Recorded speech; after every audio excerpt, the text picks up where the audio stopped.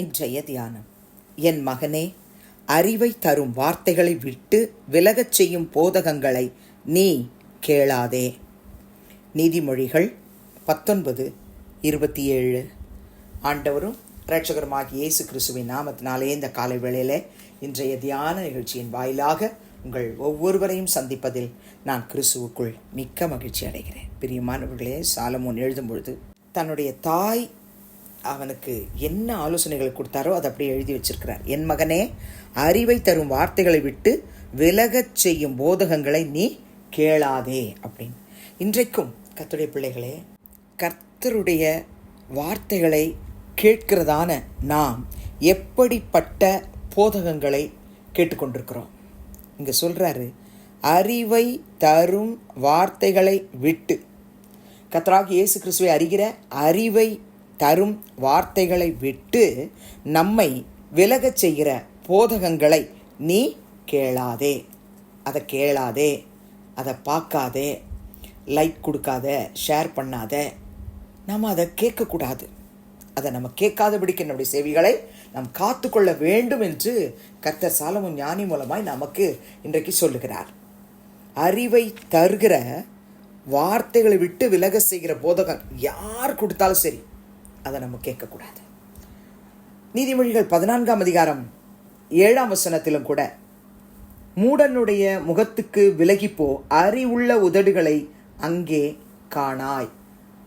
அப்போ மூடனுடைய ஐக்கியம் நமக்கு இருக்கக்கூடாது. அவனுடைய முகத்துக்கு விலகி நம்ம போயிடணும். அவன்கிட்ட நிச்சயமாக அறிவுள்ள வார்த்தைகள் கிடைக்காது.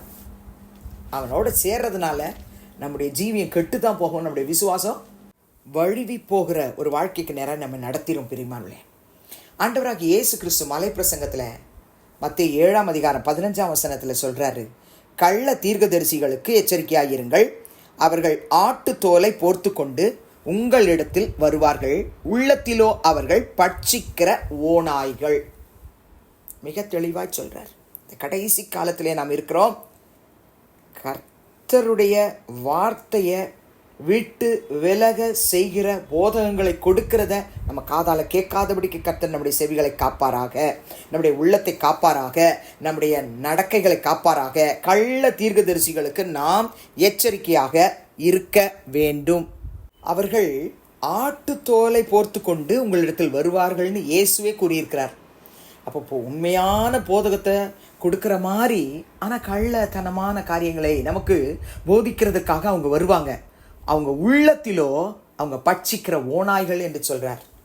தயவுசெய்து பிரியமான சகோதர சகோதரிகளே, நாம் எங்கே போய் நம்முடைய சத்திய வசனங்களை கேட்குறோம்?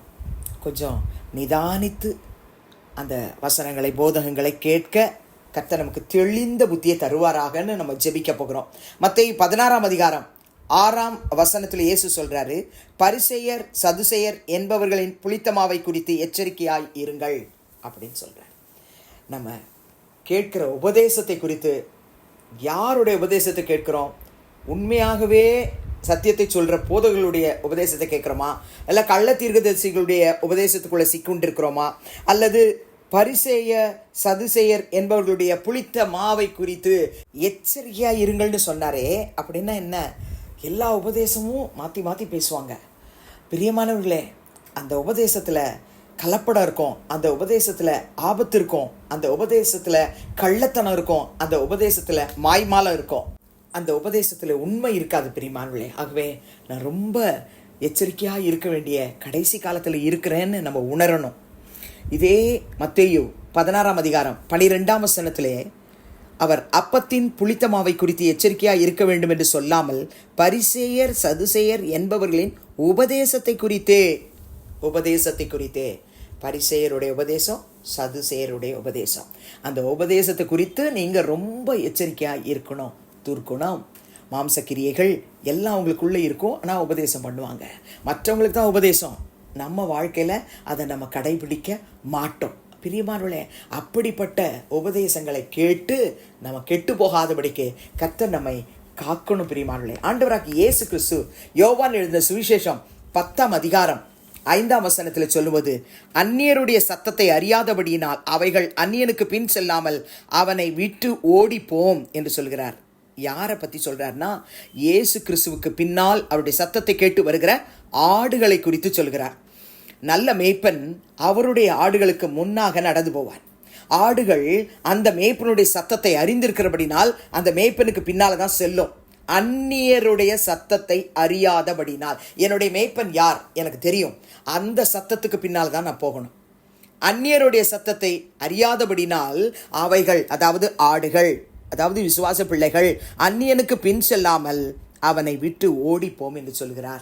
எபேசியருக்கு எழுதின நிருபம் 4ஆம் அதிகாரம் 14ஆம் வசனத்திலே பவுல் எழுதுகிறார், நாம் இனி குழந்தைகளாயிராமல் மனுஷருடைய சூதும் வஞ்சிக்கிறதற்கு ஏதுவான தந்திரமுள்ள போதகமாகிய பலவித காற்றினாலே அலைகளைப் போல அடிபட்டு அலைகிறவர்களாய் இராமல் நாம் இருக்கணும்னு சொல்றார்.